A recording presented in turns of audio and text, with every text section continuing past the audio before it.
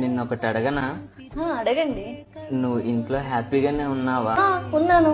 నా వల్ల ఏం ఇబ్బంది లేదు కదా?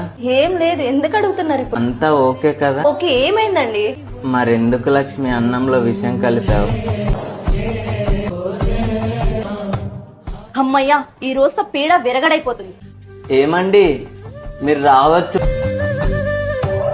లక్ష్మి ఒక్కసారి పట్టుకో. ఆ ఆస్తి పేపర్లు నీ పేరు మీదే రాసిన. నా చావుకి ఎవరు కారణం కావద్దని నేనే లెటర్ రాసుకున్నా. చివరిగా నాదొక కోరిక. నాకు అమ్మ గోరుముద్ద ఎలా ఉంటుందో తెలియదు. నువ్వు ఒక్కసారి కలిపి పెడతావు. మీకు పర్లేదంటేనండి. మెళ్ళో పూలమాలే రా పువ్వులే.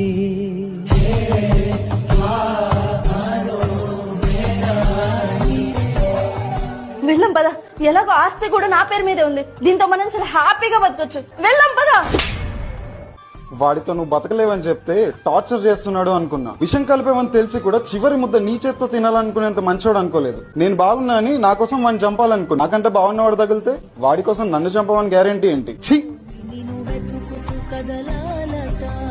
జీవితాలు నాశనం అయిపోతున్నాయి. మారండి. ఆయన బతికాడా? లక్ష్మి, లో క్వాలిటీ విషయం అనుకుంటా లక్ష్మి. బతికిపోయాను. నిన్ను మా అమ్మ కంటే బాగా చూసుకున్నా కదా లక్ష్మి. నన్ను మోసం చేయాలని ఎలా అనిపించింది లక్ష్మి?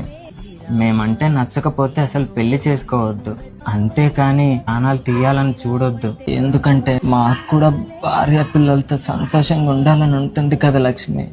ఇంత చెప్పినా నీ మనసు మారకపోతే చెప్పు. నీ కోసం ఈ వెర్రి బాగులోడు ప్రాణాలు తీసుకోవడానికి ఎప్పుడు రెడీగానే